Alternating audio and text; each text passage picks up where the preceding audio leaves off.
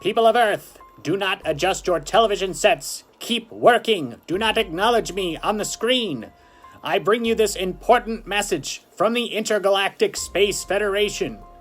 Rolex's new release of their Submariner is too big. It's just too damn big. That is all. Alright guys, on my wrist today, no surprise here, it is the Laurier Neptune Gen 3. I've been wearing this watch constantly. I absolutely love it. I think it looks fantastic. It is really the perfect watch in my opinion. And here it is, the Seagull 1963, which if you follow the channel, I've had this in my possession for quite some time. I don't know why I have not done a review of it, but today I am remedying that. This is a 37 millimeter case. It is 15 millimeters thick, so pretty thick. 47 millimeters lug to lug, and 17 and a half. We'll go 18 on the lugs there.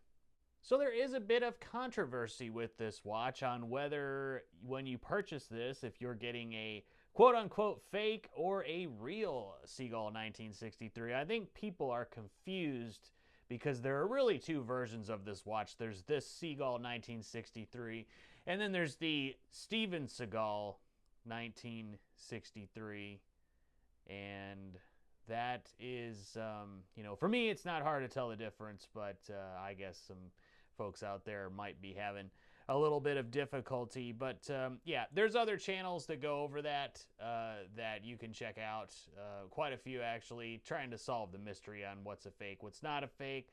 I don't know. They have the same movement, same materials go into the build. I think, I don't know.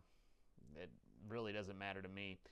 This version of this watch is called a Sapphire Sandwich, which sounds really good. I don't know. I could go for a Sapphire Sandwich.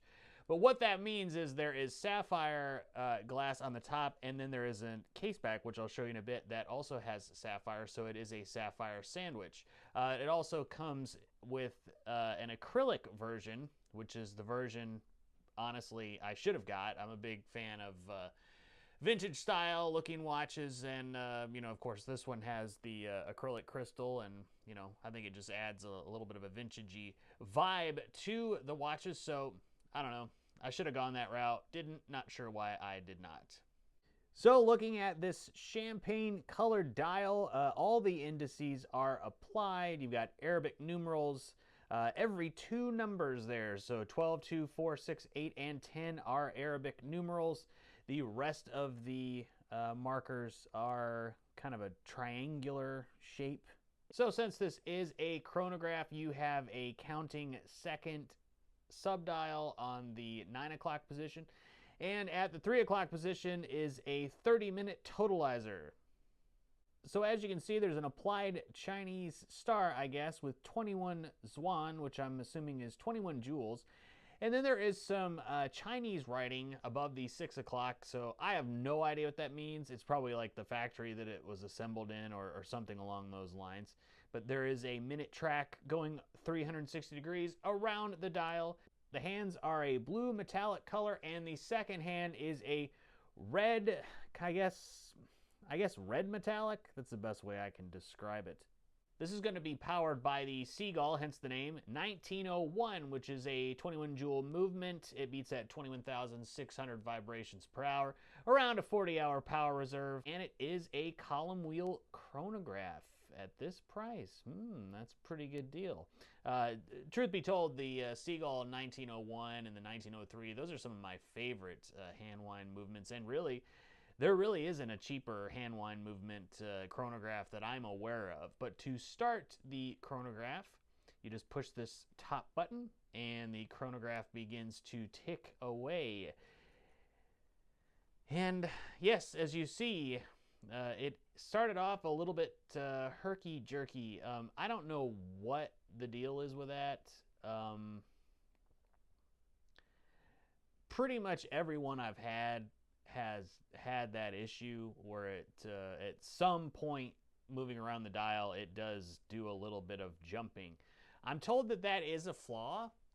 in the movement that can be corrected, but I don't know. I just feel like it's something to do with the second hand possibly being too light for the movement. I don't know. I don't know if that's the case. Like it maybe needs a little bit of weight to smooth it out. I don't know, but there you can see as it's going up, it is becoming quite jerky. But as you'll see, as it passes the 12 o'clock marker, the 30-minute totalizer will tick over 1 minute. So to stop the chronograph, you just push the top button again, and then there you go, the bottom button to reset. Now, this is hand wind, so it's not automatic. You do have to hand wind it, and doing it with the gloves, I can do it. The winding is very smooth. I really generally don't have too many issues with this particular movement. You just wind it up until it stops and don't try to force anything. Or, if you want to take it easy on it, you don't have to wind it up all the way. With the 40-hour power reserve, you probably can wind it up about halfway. It'll last you a day. Pick it up every morning and wind it again.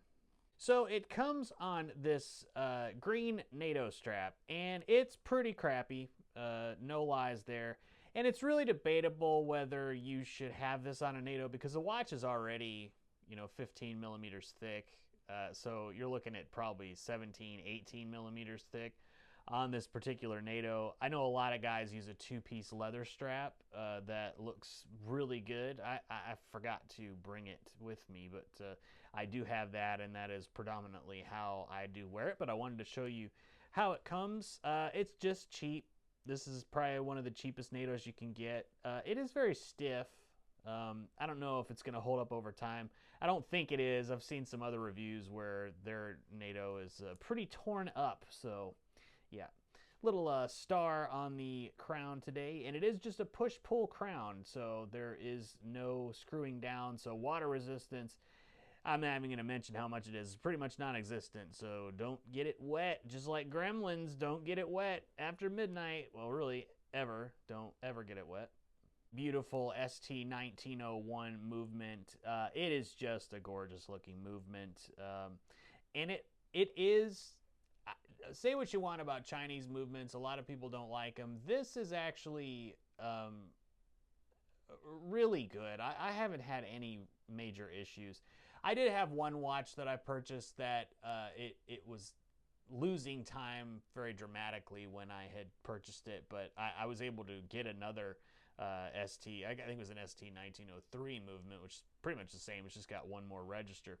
And I replaced it, and I haven't had any trouble. So, it's about a $90 movement or $100, depending on where you get it. But column wheel chronograph, it just looks beautiful, and yeah, I don't know. Display case back, definitely the way to go with this particular movement. Now you'll see there's a bunch of Chinese writing that I do not understand, but I do see some Arabic numerals 1963 that I can read. So what do I like about this watch? Well, there's not a tremendous amount that I do like, unfortunately. I like the size, 37 millimeters. I'm becoming a guy that likes them on the small side. So, yep. Well, I like the movement. A little bit on the herky-jerky side, but that doesn't really bother me. Are you really watching the second? Well, that was smooth that time, so I'm not sure. Hit and miss, I guess. Do like the movement. I think it's good, reliable, and it's fun to have a hand wind watch with this many complications for that particular price. It's really, really good. But that's really all I like about the watch. And I did a review of a watch called, if you haven't seen it, look back in the archives. It's the Pierre Paulin Mercure chronograph. And it is pretty much the same size case with the same movement and everything like that. But it is a little bit more contemporary looking and, with today's time. This is definitely... I would say a dated watch. It's a reissue of something that was issued to the Chinese military back around 1963. It doesn't really look that similar, in my opinion, but yeah. So I don't know. I have trouble connecting with this watch. Maybe if I had the acrylic version, I would like it a lot more than I do. I don't really wear it that often. I don't hate it. I mean, I certainly like it. I like the complications, but I have other watches that have this particular movement or a version there of it. The Alpha Paul Newman chronograph has that movement. I have an homage to an Omega Speedmaster that I assembled that has it in there, which I really like, and of course the Mercure Pierre Paulin chronograph, which is my favorite chronograph right now. So really at the price, and you can pick these up for, around the $200 price point, I think it is really good if you like this particular style of watch. And I know this is going to be unpopular. I'm not going to say the watch is not reliable. I have no reason to believe that it's not. It's just something that I've struggled to connect with. So for me, the Seagull 1963, I'm going to skip it. That's my recommendation and go with the Pierre Paulin chronograph from Mercure. I think it looks wonderful, and it has the same complications, and it's the same size as this. So if you like and need a smaller chronograph, that's the way to go. I'll see you next time, guys.